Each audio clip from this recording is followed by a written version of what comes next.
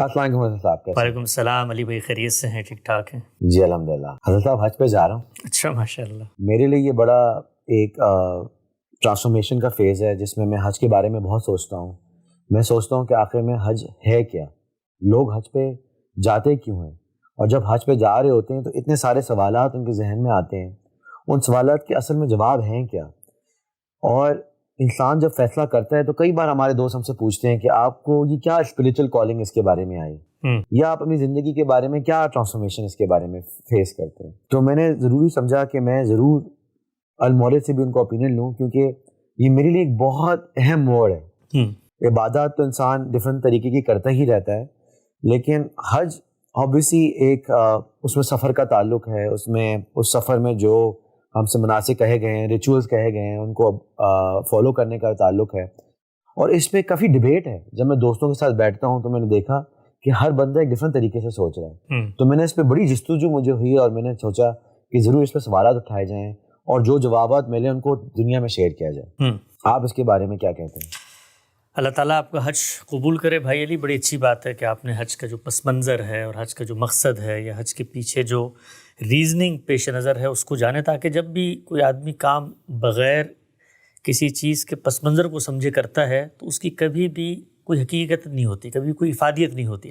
ابھی دیکھیے دنیا میں جتنے ایکشنز ہیں، ابھی آپ یہاں تشریف لائے ہیں، آپ نے گاڑی دائیں ہاتھ چلائی ہوگی، آپ نے حد رفتار کی پابندی کی ہوگی، آپ نے گاڑی میں بیٹھنے سے پہلے اپنی جیب میں لائسنس رکھا ہوگا. یہ سارے ایکشنز ہیں. اگر آپ ان ایکشنز کو ان کے کانسیکوینسز سے الگ کر لیں تو آپ کہیں گے یہ تو بیوقوفی ہے. بھائی کیا ضرورت ہے سیدھے ہاتھ پہ گاڑی چلانا، کیا ضرورت ہے 120 کی حد رفتار کی پابندی کرنا، کیا ضرورت ہے جیب میں لائسنس رکھنا. تو دنیا کا ہر ایکشن اصل میں اپنے پیچھے ایک میٹا فزکس رکھتا ہے، اپنے پیچھے ایک فلسفہ رکھتا ہے، اپنے پیچھے ایک حقیقت، ایک ریزننگ، ایک مقصدیت رکھتا ہے. وہ مقصدیت اگر آپ کے پیش نظر نہ ہو تو دنیا کے اندر یہ ساری حرکات آپ کو بیوقوفی لگے. آپ دیکھیے، آپ حفظان صحت کے اصولوں کا خیال رکھتے ہیں، دائیں ہاتھ سے کھاتے ہیں، ہاتھ صاف کر کے کھاتے ہیں. کیوں؟ کیونکہ آپ کو پتہ ہوتا ہے کہ بھئی ہاتھ صاف کر کے نہیں کھایا تو جراثیم آئیں گے. لیکن دین ایک واحد ایسا موضوع ہے کہ جس میں کوئی بھی ریچول، کوئی بھی ایکشن کرتے ہوئے ہم کبھی بھی اس ایکشن کی جو مقصدیت ہے، اس کی جو علت ہے، اس کے پیچھے جو ایک فلسفہ ہے، اس کو پیش نظر نہیں رکھتے. اور ہمارا ہمیشہ سے توجہ اس بات پہ ہوتی ہے کہ اس ریچول کو ہم پورا کر لیں، اس ایکشن کو ہم پورا کر لیں، جبکہ وہ ایکشن اپنی ذات میں کچھ نہیں ہے. وہ ایکشن کسی ریزن کو سمبلائز کر کے آپ کے سامنے پیش کیا گیا ہے.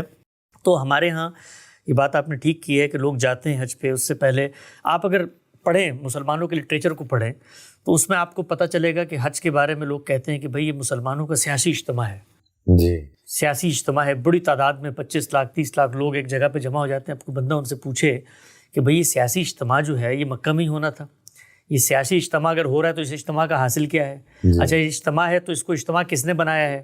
تو یہ ساری بحثیں، ساری باتیں کبھی بھی ہمارے یہاں زیر بحث نہیں آتی. تو میں ایک بات اس پہ عرض کرتا ہوں کہ جس وقت بھی آپ کسی بھی ایکشن کو اپنے ورلڈ ویو میں لا کے دیکھیں گے تو آپ کو اس کی افادیت محسوس ہوگی. بالکل. لیکن اگر آپ اس کو اپنے ورلڈ ویو سے نکال دیں گے تو وہ محض چند حرکات ہیں. کھڑے ہو گئے، چکر لگا لیا، پتھر مار دیے، سر کٹوا لیا، اوپر اپنے احرام اوڑھ لیا، کوئی مقصدیت نہیں ہوگا. تو مختصر بتایا تو میں آپ کو 1 منٹ کے اندر کہ جو ورلڈ ویو ہے مسلمان کا، جس میں عبادات اس کے سامنے آتی ہیں، وہ ورلڈ ویو کیا ہے؟ وہ ورلڈ ویو یہ ہے کہ جب میں دنیا میں آتا ہوں تو میں اپنے اوپر سب سے پہلے نظر دوڑاتا ہوں. میں اپنے وجود کو بھی دیکھتا ہوں، اور میرے وجود کے 2 حصے ہیں. ایک میرا ظاہری وجود ہے، میرے ہاتھ، جسم، یہ سب چیزیں، سینسز، اور ایک میرا باطنی وجود ہے، میرے اندر ہیں، میری فطرت ہے، میرے اندر میری انر سینس ہے، میرا کانشیسنس ہے. پھر میں کائنات کو دیکھتا ہوں. ہر جگہ پر مجھے ایک جواب ملتا ہے، وہ یہ کہ ہم سب بنائے گئے ہیں. اگر ہم بنائے گئے ہیں تو اس کا مطلب ہمارا کوئی خالق ہے. اچھا خالق ہے تو یا تو وہ حی و قیوم خالق ہوگا. حی و قیوم کا مطلب ہوتا ہے کہ زندہ ہے، اس کے کچھ تقاضے ہیں، یا وہ کوئی ٹبولا راسا ہے، کسی جگہ پر پڑی ہوئی کوئی مادہ ہے، کوئی انرجی ہے. 2 ہی صورتیں ہو سکتی ہیں. تو ہمیں پیغمبروں نے خبر دی کہ نہیں، وہ حی و قیوم خدا ہے، زندہ ہے، جاویدہ ہے. اگر وہ زندہ اور جاویدہ خدا ہے تو اب جو شخص اس دنیا میں زندہ ہوگا اس سے 3 ہی جہتوں سے ہمارا تعلق بنے گا. پہلا کیا ہوگا؟ پہلا یہ ہوگا کہ ہم اس کے ساتھ اپنے تعلق کا اظہار کریں. اگر اس نے ہمیں بنایا ہے، اس کو کہتے ہیں اس کی پرستش کرنا، اس کو پوجنا، اس کے آگے جھکنا. تو ہمارے دین میں یہ جو پرستش ہے اس کو مجسم کر دیے گئے نماز کے ریچولز میں. بالکل. اچھا یہ جو نماز ہے، آپ دیکھیں نماز کے بارے میں آپ کو ایک بات بتاؤں، نماز بھی ایکشنز کا نام ہے. قیام ہوتا ہے نماز میں, جی, رکوع ہوتا ہے, جی, سجدہ ہوتا ہے. اچھا, یہ سارے ایکشنز کو آپ نکال دیں اپنی ذات میں, تو یہ قیام تو میں اسمبلی میں بھی کر رہا ہوتا ہوں, جی بالکل, یہ قیام تو میں سڑک پہ کسی اور کے لیے کھڑے ہو کے بھی کر سکتا ہوں. بٹ نماز میں قیام محض قیام نہیں ہے, کھڑا ہونا نہیں ہے, بلکہ نماز میں قیام اللہ تعالیٰ کے آگے فریاد کنا ہو کر, منت کنا ہو کر, پرستش کی غرض سے کھڑے ہونا ہے کہ یا اللہ. آپ دیکھیے جو ہم قیام میں دعا پڑھتے ہیں وہی اس کی اسپرٹ کو واضح کر رہا ہے. صحیح بات ہے. کیا کیا دعا کرتے ہیں, یا اللہ ہم تجھی سے مدد مانگتے ہیں, میں سیدھا راستہ دکھا دے, تو ہی مالک ہے, تو ہی یوم جزا کا سب کچھ, یہ سب کچھ ہو رہا ہوتا ہے. تو پرستش پہلی چیز ہے. پرستش کیا ہوتی ہے کہ جس کے اندر آپ اللہ سے تعلق کا اظہار کرتے ہیں. دوسرا, اگر وہ حی قیوم خدا ہے تو ہمارا اس سے تعلق ہوگا اطاعت کا. بھائی حی قیوم ہے تو کوئی گفتگو کرے گا نا, اوبیڈینس کو بات کرے گا, وہ کہے گا بھی اس کو مانو, یہ کرو, وہ نہ کرو. تو آپ دیکھیے عبادات میں ہمیں کہتا ہے روزہ رکھو, جی, وہی چیزیں جو کھانے پینے کی جائز ہمیں کہتا ہے بالکل صبح سے لے کے شام تک کچھ نہیں کھانا, تو ہم اطاعت کے جذبے میں سرنڈر کر کے وہ کھانا پینا چھوڑ.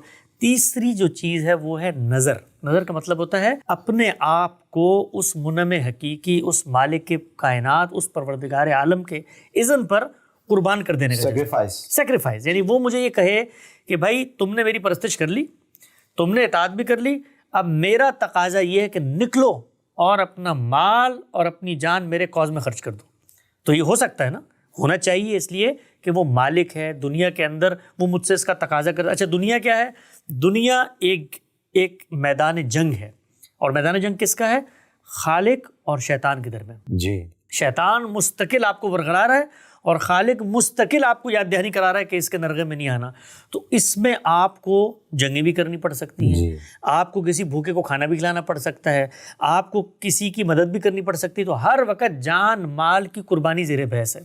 تو جو نظر ہے اس کو اللہ تعالیٰ نے مجسم کر دیا. عبادات کے بارے میں دوسری بات میں آپ کو بتاؤں کہ عبادات جس طرح اپنی واقعیت میں اکیلے آپ کرتے ہیں, نماز میں آپ کھڑے ہو جاتے ہیں, اسی طرح عبادات کمبینیشنز میں ہوتی ہیں. تو حج کو نظر کی تمثیل بنا کر اس میں کمبینیشنز آف عبادات کو شامل کر دیا گیا ہے. مثلا دیکھیں اس میں طواف بھی ہے, اس میں نظر کی علامات بھی ہیں, اس میں آپ نے احرام بھی پہننا ہے, اس میں آپ نے قربانی بھی کرنی ہے, اس میں آپ نے سر بھی منڈوانا ہے. یہ ساری کی ساری چیزیں اس میں شامل کر دی, میدان میں بھی کھڑے ہو جانا ہے. تو اب بات یہ ہوئی کہ اللہ تعالیٰ ہمیں یہ کہتے ہیں کہ تم نے اپنی جان کو میرے اذن, میری خواہش پہ قربان کرنا ہے. اس جذبے کو میں نے تم سے منوانا ہے کہ تم اس قابل ہوگے, کر سکتے ہو. اس کے لیے میں تمہیں ایک ایکسرسائز سے گزارنا چاہتا ہوں. اچھا, حج جو ہے وہ اصل میں خدا اور شیطان کے درمیان جو جنگ ہے, اس جنگ میں خدا کی فوج میں کھڑے ہونے کی ریہرسل کا نام ہے. یعنی کہ یہ تو ایک extreme culmination of obedience to Allah تعالیٰ اینڈ سیکریفائس ہے. یہ غیر معمولی ہے. ایگزیکٹلی. اس لیے کہ آپ دیکھیے اس میں آپ کرتے کیا ہیں, اس میں آپ جو کچھ جنگ کے اندر ہوتا ہے اسی کی ایک ڈرامہ, اسی کی ایک تمثیل, اسی کا ایک ٹیٹوریل اس کو انجام دیتے ہیں. مثلا آپ کیا کرتے ہیں جنگ کے اندر, کبھی آپ نے دیکھا کہ جنگ کے اندر لوگ اس طرح تیار ہو کے بیٹھے جیسے آپ بیٹھے ہیں؟ کبھی نہیں بیٹھتے نا. جنگ میں تو لوگ کود پڑتے ہیں, جنگ میں تو زیب و زینت نہیں ہوتی. تو یہاں آپ احرام کے 2 کپڑے پہنتے ہیں اور ایک مجاہد کا سا روپ اپنا لیتے ہیں اور اپنے اوپر تمام زینتوں کو ممنوع کر دیتے ہیں, نہ خوشبو لگاتے ہیں, نہ کوئی اور کام کرتے ہیں. اس کے بعد آپ وہاں جاتے ہیں, معبد کے پھیرے لگاتے ہیں. وہ جو طواف ہے, پہلے زمانے میں کیا ہوتا تھا کہ جانور جس کو قربان کرنا ہوتا تھا نا, اس کو کندھوں پہ رکھ کر معبد کے پھیرے لگائے جاتے تھے. اس کو کہتے ہیں نظر کے پھیرے. اور پھر اس کے بعد آپ نے دیکھا ہوگا ہمارے ہندوستان پاکستان میں کامن ہے جو نظر اتاری جاتی ہے, اس میں بھی دیکھیے وہ یہی کام کر رہے ہوتے ہیں. تو یہ معبد کے پھیرے تھے, اس میں جانور کی جگہ بندہ آ گیا. انٹرسٹنگ. کہ جی اللہ تعالیٰ جب کبھی زندگی میں مجھے موقع ملا تو جانور تو گیا, اس کی جگہ میں آ جاؤں گا, اپنے آپ کو قربان کر دوں گا. آپ دیکھیں وہاں جاتے ہیں وقوف عرفہ میں, آپ قیام کرتے ہیں وہاں پر. یہ قیام وہی ہے جو نماز میں قیام کر رہے ہوتے ہیں وہاں پر. اسی کو اللہ تعالیٰ نے اس میدان جنگ میں, جیسے مجاہدین نہیں پڑاؤ ڈال کے بیٹھے ہوتے اور وہاں پر آپ قصر نماز پڑھتے ہیں, حالت جنگ میں قصر نماز پڑھی جاتی ہے. قرآن مجید نے بتایا کہ بھئی جنگ کے دوران نماز جمع کر لو, تو آپ حج میں جا کے نمازیں جمع کرنا شروع کر دیتے. یعنی کہ یہ ری انیکٹمنٹ ہوگی اس جنگ کی جو آپ شیطان سے لڑ سکتے ہیں, اور آپ اس کو شو کر رہے ہیں اللہ تعالیٰ کو کہ میں یہ تیار ہوں اور میں اس پروسیس سے گزر کے دکھاؤں گا. ایگزیکٹلی, بالکل. یہ تو بڑا زبردست آپ نے بتایا. میرے اس پہ بڑے نئے سوالات پیدا ہو گئے, کیونکہ ہم لوگ اصل میں جب آپس میں دوست احباب بیٹھتے ہیں, میں اپنے دیکھنے والوں کے لیے کلیئر کر دوں, اوبیسلی ہم یونائٹیڈ اسٹیٹ سے جا رہے ہیں, US سے, گاندھی سینٹر ڈیلس ٹیکساس میں موجود ہے, تو ہم ڈفرنٹ ٹائپ آف پیکیجز سے جاتے ہیں, تو اس لحاظ سے ہم اس کو سوچتے ہیں, اور میں چاہتا ہوں کہ اس کو نیچرل رکھوں اس طرح, کیونکہ اصل میں یہ واقعہ ہے کہ ہم جس طرح جاتے ہیں, لیکن ہم جب بھی بات کرتے ہیں تو ایک ایزمپشن کر لیتے ہیں کہ یار حج تو فرض ہے تو ہم حج فرض کرنے جا رہے ہیں, تو پھر بات ریچولز پہ رہ جاتی ہے, یہ کرنا ہے اور یہ نہیں کرنا. لیکن آپ کی بات سے جو مجھے سمجھ آ رہی ہوئی کہ سب سے پہلے تو ہم سب کو یہ دیکھنا چاہیے کہ حج ہم کرنے جا کیوں رہے ہیں. ایگزیکٹلی. اور اس میں آپ نے 3 عبادات کے طریقے بتائے, جس میں اوبیسلی آپ نے اطاعت کا اور اوبیڈینس کا اور پھر سیکریفائس کے بارے میں ہمیں بتایا, اور ریمائنڈر کا. پہلا تو آپ نے نماز کا ریمائنڈر کا بتایا.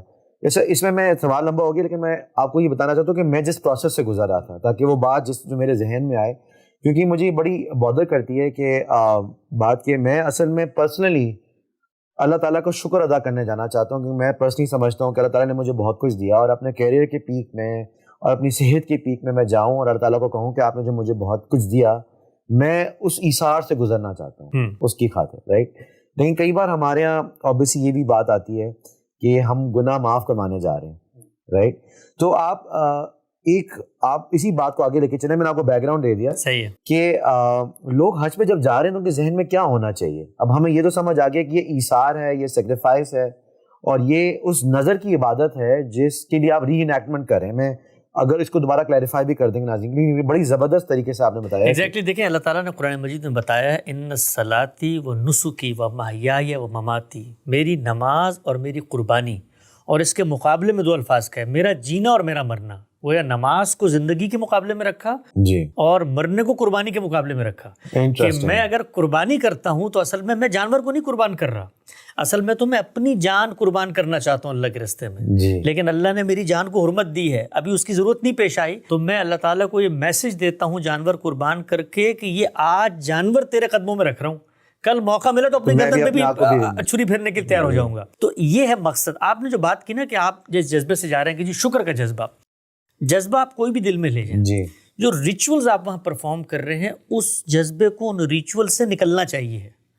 مثلا آپ وہاں پر جا کر احرام پہن لیتے ہیں, اب وہ احرام پہننے میں شکر کا کیا پہلو آتا ہے سامنے, یا مثال کے طور پہ آپ وہاں جا کے شیطان کو پتھر مارتے ہیں, اس میں شکر کا کیا پہلو آتا ہے. آپ مثال کے طور پہ وہاں جا کر قصر نماز پڑھتے ہیں, اس میں شکر کا کیا پہلو آتا ہے. آپ مثال کے طور پہ عرفہ میں جا کر بیٹھ کے وقوف کرنا شروع کر شکر. تو زندگی بندہ مومن کی تو ہر لمحہ شکر ہوتی ہے, شکر تو ہے ہی ہے, لیکن دیکھنا یہ ہوتا ہے کہ جس عبادت کو آپ کر رہے ہیں اس کی اپنی ہرمینوٹکس کیا ہے, وہ جو ریچولز ہیں ان کا اپنا میسج کیا ہے. تو ان ریچولز کا جو میسج ہے وہ شکر تو نتیجہ ہے اس کا جی.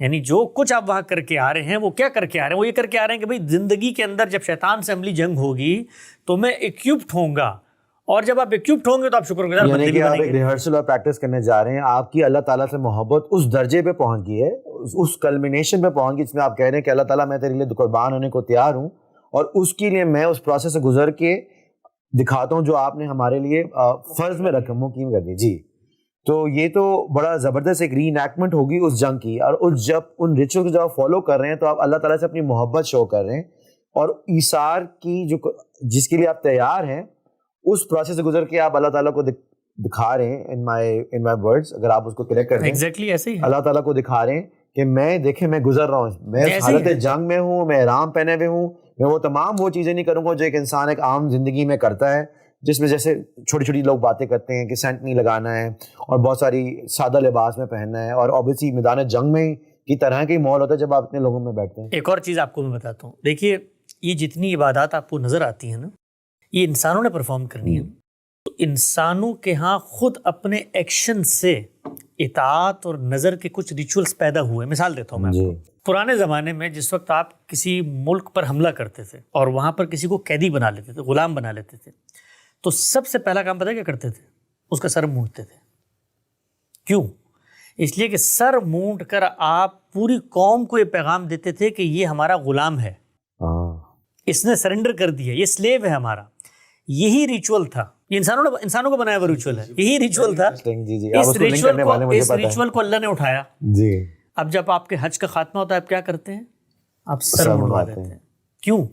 آپ سر منڈوا کے یہ میسج دیتے ہیں اپنے آپ کو بھی اور دنیا کو بھی کہ میں اصل میں اللہ تعالیٰ کی سلیوری میں جانے کا اظہار کرتا ہوں, میں سلیو بن گیا ہوں اللہ تعالیٰ کا. ورنہ آپ ذرا غور کریں کہ کیا ضرورت ہے بال کاٹنے کی. جی بالکل, میں نے کبھی سوچا ہی نہیں اس معاملے میں. اور میں آپ کو وہی بتا رہا ہوں کہ ہم تو اس میں پڑے ہوئے تھے کہ کون سے ریچول میں کہیں ٹوٹ نہ جائے اور حج ہو نہ جائے، لیکن ہم نے کبھی اتنی ڈیپتھ میں ہر پروسیس یا ہر عمل کو دیکھا نہیں کہ وہ ہے کیوں اصل. دوسرا کیا کام کیا جاتا تھا جب کسی قیدی کو پکڑ کے لاتے تھے؟ دوسرا کام یہ کیا جاتا تھا کہ اس کے ناخن کاٹے جاتے تھے، ناخن کاٹے جاتے تھے اور سر منڈایا جاتا تھا. تو یہ نظر کی علامات ہے. نظر کی علامات کو اللہ تعالیٰ نے حج کے اندر جمع کر دیا. قربانی بھی نظر کی علامت ہے، بال منڈوانا بھی نظر کی علامت ہے، ناخن نہ کاٹنا بھی نظر کی علامت ہے، اور کب کاٹنا؟ جس وقت قربانی کر دی جائے. تو ان سب کا ایک کمبینیشن بنا دیا، اور حج کے اندر آپ کو اس پنیکل پہ لے گا اللہ تعالیٰ کہ بھائی یہ دیکھو کہ تم یہاں پر اپنے آپ کو بھی یہ میسج دے رہے ہو. اور مجھے اپنے کی ٹریننگز کرتے ہیں نا، مختلف ٹریننگز کرتے ہیں، فوج کی بھی ٹریننگ ہوتی ہے، آپ کے آفس کی بھی. اس میں آپ کرتے کیا ہیں؟ اصل میں آپ ان ساری مشقوں سے اپنے آپ کو گزارتے ہیں، ٹربل شوٹنگ کرتے ہیں، ٹاسک سے گزرتے ہیں. تو اس میں آپ کو خود اپنے ضمیر پہ ایک اسٹرینتھ محسوس ہوتی ہے کہ یار یہ کام میں کر سکتا ہوں. تو حج جو ہے وہ اصل میں اللہ تعالیٰ کے رستے میں اپنی جان قربان کرنے کے جذبے کی ایک عملی مشق ہے. اور اس عملی مشق کو اللہ تعالیٰ یہ کہتے ہیں کہ جب یہ مشق کر کے تم لوٹتے ہو تو گویا بالکل ایسے جیسے ماں کے پیٹ سے تم دھل نکل گئے ہو. یہ گناہ ثواب اس پس منظر میں نہیں ہے کہ آپ نے مثال کے طور پر طواف کر لیا تو ثواب مل جائے گا. وہی ثواب کے تو بہت سارے کام ہیں. ثواب تو گھر پہ بیٹھے آپ چیریٹی کرتے ہیں آپ کو ثواب مل جائے گا. ثواب تو آن لائن آپ کسی کو پیسے ٹرانسفر کرتے ہیں ثواب مل جائے گا. اس کا ایک مقصد ہے، اور اس مقصد کو جب تک پورا نہ کیا جائے. اچھا، اس میں ایک سوال لوگ عام طور پہ کرتے ہیں آج کل کہ یار یہ جو کچھ ریچولز بتائے گئے ہیں، مثال کے طور پہ بال کاٹ لو، یا یہ احرام اوڑھ لو، یا مثال کے طور پہ رمی کر لو. اچھا، وہ رمی دیکھیں آپ کیا چیز ہے. وہ لوگ سمجھتے ہیں کہ شیطان اندر بیٹھا ہوا ہے اس میں. شیطان ویطان کوئی نہیں ہے وہاں پر.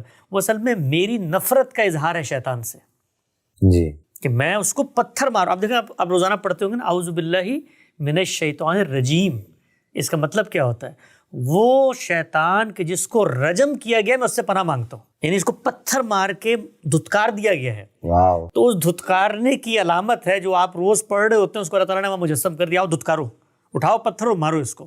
اسی طرح مارنا پتھر، جس طرح تم واپس لوٹ کے کھڑے ہوئے ہوگے دکان پر اور کم تول کے تمہیں پیسہ کمانے کی ترغیب دے رہا ہو شیطان، تو پتھر مار کے اس کو وہاں سے بھگا دینا. ہم لوگ روز جو چیز پڑھتے ہیں اس کو آپ نے رجم سے کنیکٹ کر دیا. کتنی زبردست چیز ہے کہ ہم اصل میں جو چیز کر رہے ہیں ہر جگہ جو ہم روز پڑھتے رہتے ہیں وہ لنکڈ ہے آپس میں. ایگزیکٹلی. دنیا میں اصل میں دیکھیں اللہ تعالیٰ کا جو پورا کا پورا دین ہے نا، وہ ایک کوہرنٹ تصور کے اندر کھڑا ہوا. جو کچھ حج میں آپ کر رہے ہیں وہی کچھ اللہ تعالیٰ پوری زندگی میں آپ سے چاہتے ہیں. تو ایک سوال جو میرے ذہن میں آ رہا تھا، اور اکثر لوگ پوچھتے ہیں کہ بھائی یہ جو پوری کی پوری رسوم اور آداب مقرر کر دیے گئے ہیں، یہ لگتا ہے کہ جیسے بڑے پرانے دور کے قبائلی دور کے. آپ کے ذہن میں بھی آتا ہے سوال یہ کبھی کبھی کیا؟ جی بہت آتا ہے، کیونکہ اوبیسلی اس میں جو ریچولز ہیں اور جو ایک میدان میں رہنے کا ہے وہ 1400 سال پہلے کا تھا. تو کئی بار یہ سوال ضرور آتا ہے ذہن میں کہ اگر ماڈرن ٹائمز میں اسلام آتا تو کیا یہ ریچولز کوئی ڈفرینٹ ہوتے؟ ہاں لیکن بڑا اچھا سوال ہے یہ. اسلام نے جو بھی احکام دیے ہیں، یہ تو واضح ہو گیا نا کہ ان احکام کے پیچھے ایک حقیقت ہے، ایک مقصد ہے، ایک ریزننگ ہے. اللہ تعالیٰ نے حکم دیتے وقت، یعنی شریعت دیتے وقت، قانون دیتے وقت اس چیز کا لحاظ کیا ہے کہ جو چیزیں زمانے کے بدلنے سے بدل جاتی ہیں تو وہاں پر کسی بھی ریچول کو اہمیت نہیں دی. اچھا، مثال دیتا ہوں میں آپ کو. مثال یہ دیتا ہوں کہ اللہ تعالیٰ یہ چاہتے ہیں کہ جس وقت آپ طلاق دیں تو بیوی جو آپ کے گھر سے جا رہی ہے نا، اس کا پیٹ خالی ہونا چاہیے، پتہ ہونا چاہیے اس کے پیٹ میں بچہ نہیں، اس لیے کہ کل اس کا بچہ پیدا ہو گیا تو بچے کو سنبھالے گا کون؟ یہ شوہر کہے گا یہ تو میرا ہے نہیں، یہ تو کسی اور کا ہے. ٹھیک ہے نا. اب یہ اللہ تعالیٰ چاہتے تھے کہ یہ واضح ہو جائے کہ پیٹ خالی ہے. اس کے لیے انہوں نے قرآن مجید میں کہا کہ 3 پیریڈز تک عورت وہیں گھر میں رکی رہے گی. اس لیے کہ جب بچہ پیدا ہونے کی اللہ تعالیٰ تمہید باندھتے ہیں، پیریڈز نہیں آتے. ٹھیک ہے نا. لیکن ماڈرن ٹائمز کے اندر سائنس نے ہمیں الٹرا ساؤنڈ کر کے بتا دیا کہ شادی کے اگلے دن واضح ہو سکتا ہے کہ پیٹ خالی ہے کہ نہیں ہے. تو اب وہ جو حکم تھا وہ مبنی بر ریزن تھا، مبنی بر علت تھا. اب اس کا وہ جو مقرر کیے گئے تھے اوضاع، وہ اہمیت ان کی باقی نہیں رہی. اسی طریقے سے مثال کے طور پہ اللہ تعالیٰ نے کہا ہے قرآن مجید میں، جب لین دین کرو تو لکھ لو. بڑا زبردست ایگزامپل. اب میں اور آپ روزانہ لین دین کر رہے ہوتے ہیں دکان پہ، کبھی ہم لکھتے ہیں؟ نہیں لکھتے. کیوں نہیں لکھتے؟ اس لیے کہ ٹرانزیکشن کا ریکارڈ. تو لین دین میں بھی مقصد کیا تھا؟ ریکارڈ ہو جائے. تو ریکارڈ کسی اور طریقے سے ہو جائے تو دین کا مقصد پورا ہو گیا. تو جو احکام دیے جاتے ہیں وہ 3 طرح کے ہوتے ہیں. پہلے یہ احکام ہوتے ہیں جن میں ریزن اصل ہوتا ہے. دوسرے احکام وہ ہوتے ہیں کہ جن کے اندر اللہ تعالیٰ یہ کہتے ہیں کہ مبنی پر ریزن ہے، لیکن تم فیصلہ کرنے کی صلاحیت نہیں رکھتے کہ درست کیا ہے غلط کیا ہے. اس لیے فالو کرو انہیں. اس لیے فالو کرو. مثال دیتا ہوں میں آپ کو. اللہ تعالیٰ یہ کہتے ہیں کہ تم دنیا سے رخصت ہو گئے, تم مال چھوڑ کے چلے گئے ہو, کس کو کتنا مال دینا ہے یہ 1400 سال کے 14,000 سال بھی گزر جائے, تم کوئی قطعی حتمی فارمولہ لے کر آؤ میرے پاس, لے کر آؤ, لا ہی نہیں سکتے. آج بھی آپ دیکھ لیں دنیا ماڈرن اسٹیٹ کرافٹ میں آپ کھڑے ہوئے نا, دنیا کے اندر اس وقت 100 سے زیادہ انہیریٹنس کے ڈفرنٹ لاز ہیں. جی. انسانیت خود جمع نہیں ہو سکی. جی. تو اللہ تعالیٰ کہتے ہیں کہ لا تدرون ایکم اقرب لکم نفع, تم جانتے نہیں ہو کہ کون بلحاظ منفعت. میں بتا دیتا ہوں, میں فیصلہ کر رہا ہوں. مثال ایک اور چیز, کچھ چیزیں ایسی ہوتی ہیں جن میں دونوں شیڈز پائے جاتے ہیں اور فیصلہ نہیں کر سکتے کہ یار یہ جائز ہے کہ ناجائز ہے, دو رائے ہو سکتی ہیں. مثلا اللہ تعالیٰ نے مثال دی ہے, وہ مثال یہ دی ہے کہ یار تم جب لین دین کرتے ہو, ایک چیز میں نے خریدی 5 روپے کی اور آپ کو بیچ دی 7 روپے کی, یہ تو جائز ہے. لیکن یہی میں آپ کو قرض دے دیتا ہوں 7 روپے, اس پہ 2 روپے میں آپ سے نہیں لے سکتا, ظلم ہے. تو کوئی شخص کہہ سکتا ہے نا کہ بھائی خرید و فروخت کے اندر بھی تو میں منافع رکھ کے دے رہا ہوتا ہوں, تو مال دیتے ہوئے میں کیوں نہیں زیادہ پیسے لے سکتا آپ سے.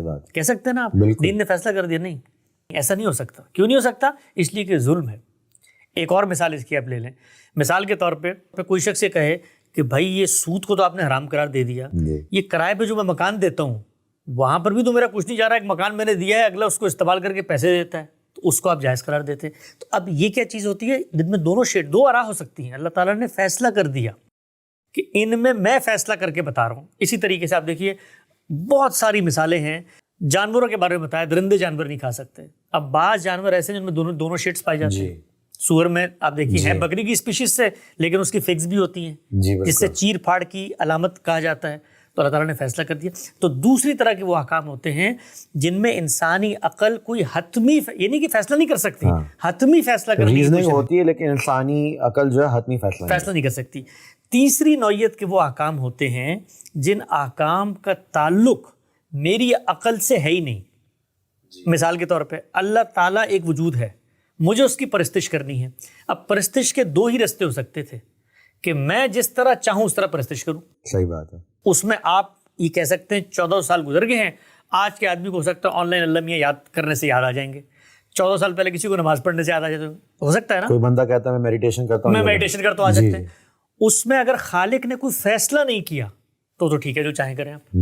لیکن اگر خالق نے فیصلہ کر دیا ہے کہ میں یہ چاہتا ہوں کہ تم مجھے اس طریقے سے یاد کرو, تو میں نے یاد کس کو کرنا ہے؟ خالق کو. تو خالق نے اگر بتا دیا کہ اس طریقے سے کرنا, تو پھر میرے پاس رہنے کو کیا رہے گا؟ صحیح بات ہے. اب اس میں 1400 سال گزرے ہیں یا 14,000 سال گزرے ہیں, بندہ میں وہی ہوں, خالق وہ وہی ہے. نہ میں تبدیل ہوا نہ وہ تبدیل ہوا, تو زمانے کی تبدیلی سے کوئی فرق نہیں پڑتا. اچھا, اس نے یہ بتا دیا کہ زمانے کی تبدیلی سے جب تم میرے بتائے ہوئے طریقے پہ عمل نہیں کر سکتے تو میں خود تمہیں بتا دوں کیا کرو.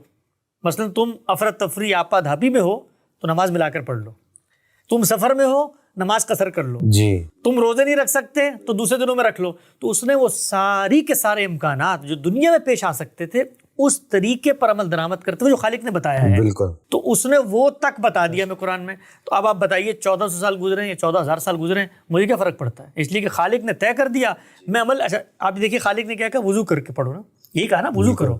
یا ایھا الذین آمنوا اذا قمتم الی الصلاۃ فاغسلوا وجوہکم وایدیکم الی المرافق وامسحوا برؤوسکم وارجلکم الی الکعبین. طریقہ بتا دیا وضو کا. پانی نہیں ہے تو کیا کریں؟ تیمم کر لو. اچھا, تیمم کے اوپر پیغمبر نے اجتہاد کر دیا, بھائی سفر میں جا رہے ہو, موزے پہنے میں, وضو کر کے پہن لو, 3 دن تک ہاتھ لگا لو, تمہارا وضو پورا ہو جائے گا. جی بالکل. تو اس کے اندر اجتہادات ہوتے ہیں. عبادات کے اندر اللہ تعالیٰ نے کیا پتا, تیسیر کا اصول ہے, آسانی پیدا کرنی ہے. آپ کو مشقت ہوگی تو آپ نے یہ کام کر لینا ہے. تو حالات بدلتے رہیں گے, اس لحاظ سے اگر کوئی مشکل مجھے پیش آ رہی ہے عبادت پر عمل درآمد کرنے میں, تو اللہ تعالیٰ نے اس کا بھی راستہ بتایا. اچھا, آپ نے بڑا زبردست ایکسپلین کیا کہ 3 ڈفرینٹ طریقے ہیں اس میں, ریزننگ اور کچھ جو عقل سے تعلق ہی نہیں ہے, کچھ چیزیں جو عقل سے تعلق ہے لیکن اس میں انسان کی عقل اتنی آسانی سے فیصلہ نہیں کر سکتی. جیسا کہ وراثت کا معاملہ, اس پہ اوبیسلی گاندھی صاحب کا بڑا اچھا پرسپیکٹیو ہے, اس پہ آپ نے ان سے بڑے اچھے ایک لیکچر میں سوالات پوچھے تھے کہ ریزن بیس جو اللہ تعالیٰ کے کام ہے ان میں کس طرح چینج آ سکتا ہے, اور اگر ماڈرن ٹائمز میں کوئی ایسی چیزیں جو جن کا عقل سے تعلق نہیں ہے تو ان میں کوئی چینج نہیں ہوگا. اس بارے میں حج کے جو اراکین میں کوئی آپ کا پرسپیکٹیو ہے ان جنرل؟ دیکھیے, حج جو ہے اس کو اللہ تعالیٰ نے بتایا ہے کہ یہ ایک تمثیل ہے. شاعر کا لفظ ہے نا, شاعر کا مطلب ہوتا ہے, شاعر جمع شعیرہ کی. شعیرہ کا مطلب ہوتا ہے سمبلس. سمبلس کے بارے میں یہ طے ہے دنیا بھر میں کہ سمبل اپنے پیچھے کو معنویت رکھتے ہیں. اپنے پیچھے کو حقیقت رکھتے ہیں. تو سمبل اپنی ذات میں کچھ بھی نہیں ہوتا, سمبل صرف علامت ہوتا ہے. مثال کے طور پہ آپ اپنے ملک سے محبت کا اظہار کرتے ہیں 2 گز کپڑے کو ایک ڈنڈے کے اندر ڈال کے جھنڈا لٹکا کر, ٹھیک ہے نا. آپ اس جھنڈے کے اوپر کبھی بھی اصرار نہیں کرتے. اصرار کس چیز پہ ہوتا ہے؟ اس کے پیچھے ایک مقصد ہوتا ہے, اور وطن سے محبت کی علامت ہے یہ. تو اس میں بنیادی سوال سب سے پہلے زیر بحث آتا ہے کہ جو علامات مقرر کی گئی ہیں ان علامات میں کون سا ایسا پہلو ہے جو اس سمبولزم کو پہنچانے میں قاصر رہ گیا. اگر تو رہ گیا ہے تو پھر ضرورت پیدا ہو گئی. تو پہلے تو ضرورت پیدا کر کے بتانی پڑے گی. مثال کے طور پہ آپ یہ کہیں کہ احرام کے بجائے وردی ہونی چاہیے آج کے دور کے اندر, تو پھر آپ کو پوری دنیا میں لوگوں کو پہلے آپ جمع کریں, اس وردی کے اوپر اتفاق کروائیں. ابھی میں اس سوال پہ نہیں آیا کہ کام ہم خالق کا کرنے جا رہے ہیں اور فیصلہ خود کرنے بیٹھ گئے, تو میں ضرورت پہ آیا ہوں کہ پہلے تو ضرورت آپ بتائیں گے. یا مثال کے طور پہ آپ شیطان کو گئے وہ پتھر مارنے کے بجائے وہاں پر آپ گولیاں مارنا شروع کر دیں, کوئی ضرورت پیدا کریں گے نا. تو ضرورت پیدا نہیں ہوتی. جتنے سمبلز ہیں ان کے لیے جو ریچولز, وہ ریچولز نیچرل ریچولز. اگر آپ غور کریں اللہ تعالیٰ کیا کرتے ہیں کہ اللہ تعالیٰ خالق کائنات ہے.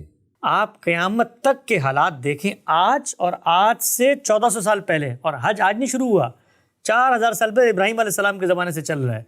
جو ریچول مقرر کیا ہے, جو لباس پہننا ہے, وہ ہے کہ 4000 سال پہلے بھی اس پر عمل درآمد ہو سکتا ہے, 4000 سال بعد بھی ہو سکتا ہے, 100,000 سال بعد بھی ہو سکتا ہے. 2 کپڑے ہیں سفید. بالکل. تو آپ کو ہر پہلو کو دیکھنا پڑتا ہے. غریب بھی آ رہا ہے, امیر بھی آ رہا ہے, کوئی نادار بھی آ رہا ہے, کسی کے پاس کپڑے نہیں ہیں, 2 چادریں لپیٹنی اور آپ نے چلے جانا ہے. پھر خدا کے معبد کی علامت ہوئی ہے تو اس کے ساتھ آپ نے تعلق کا اظہار کرنا ہے. تو اب آپ وہاں پر تعلق کا اظہار کیسے کریں گے بھائی؟ اسی طرح کریں گے جس طرح خالق چاہتا ہے. اور اس کی ضرورت کیوں پیدا ہوگی کہ آپ کہیں گے طواف پہ وہ مسئلہ. تو پرابلم یہ نہیں ہوتی. پرابلم یہ ہوتی ہے کہ جو لوگ وہاں پہ جاتے ہیں وہ دین کا ورلڈ ویو نہیں رکھتے, تو ان کو یہ ساری چیزیں بیوقوفی لگ رہی ہوتی ہیں. یعنی کیا گئے پتھر کے گرد, ادھر آپ نے چکر لگا لیا, یہ حجر اسود ہے, پتہ نہیں کوئی پتھر رکھا ہے. اب یہ حجر اسود کیا چیز ہے, ذرا غور کریں آپ. رسول اللہ صلی اللہ علیہ وسلم فرماتے ہیں کہ یہ اللہ کے ہاتھ کی علامت ہے. جس طرح جنگ کے اندر آپ ایک جرنیل کے ہاتھ پہ اوتھ لیتے ہیں نا کہ میں مرنے کے لیے جا رہا ہوں, تو اللہ تعالیٰ نے اپنے ہاتھ پر بیعت کی علامت بنا دی. آپ اس پہ استعلام کرتے ہیں وہاں جا کر ایز اے فوجی کے, اور یہ کہتے ہیں کہ اللہ تیرے ہاتھ پر بیعت کر کے میں جا رہا ہوں, یہ پوری مشق سے گزرنے اور زندگی میں موقع ملا تو میں اپنی جان بھی دے دوں گا. تو معنویت واضح نہ ہو تو ریچولز غیر اہم ہو جاتے ہیں. معنویت واضح ہو تو ریچولز کے اندر آدمی حقیقت کو دیکھتا ہے. جو سمبل اس کے لیے مقرر کیا گیا وہ اس مقصد تک پہنچانے کا ذریعہ بنتا ہے.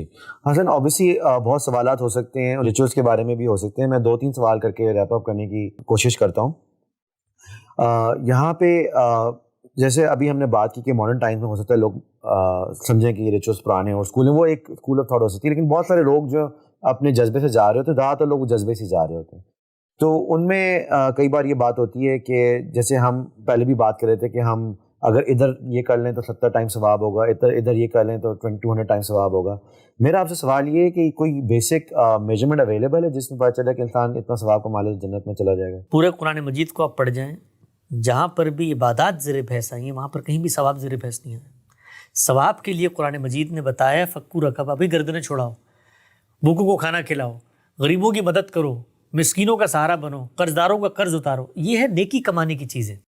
عبادات تو اصل میں آپ کو تیار کرتی ہیں, آپ کا ورلڈ ویو بناتی ہیں, خدا سے آپ کے تعلق کو مضبوط کرتی ہیں, اسکیم آف کائنات کو سمجھنے میں مدد کرتی ہیں. عبادات آپ کو یہ بتاتی ہیں کہ آپ نے صبر کیسے کرنا ہے, شکر کیسے کرنا ہے, اللہ تعالیٰ کی اطاعت کیسے کرنی ہے, اپنے آپ کو لذات سے, شہوات سے, ممنوعات سے, جو چیزیں حرام ٹھہرا دی گئی اس سے کیسے بچانا ہے. عبادات کا تو یہ مقصد ہے, ثواب کمانا, نیکی کمانا. آپ پورے قرآن کو پڑھ جائیں, آپ کہیں بتائیں کہ نماز پڑھو گے تو اتنی نیکی مل جائیں گی, وہی کہیں پر نہیں ہے. روزہ رکھو گے تو اتنی نیکی مل جائیں گی. کتب علیکم الصیام کما کتب علی الذین من قبلکم لعلکم تتقون اقیموا الصلاۃ لذکری. بھائی روزہ رکھو, تم پر فرض کیے گئے جیسے پچھلے والوں پہ فرض کی, تاکہ تم حدود آشنا بنو. تقوی کا مطلب ہوتا ہے حدود آشنائی, پہچانو باؤنڈریز کو, اس سے آگے نہیں جانا میں نے. نماز قائم کرو, کیوں؟ لذکری, اقیم الصلاۃ لذکری, میری یاد دہانی کے لیے.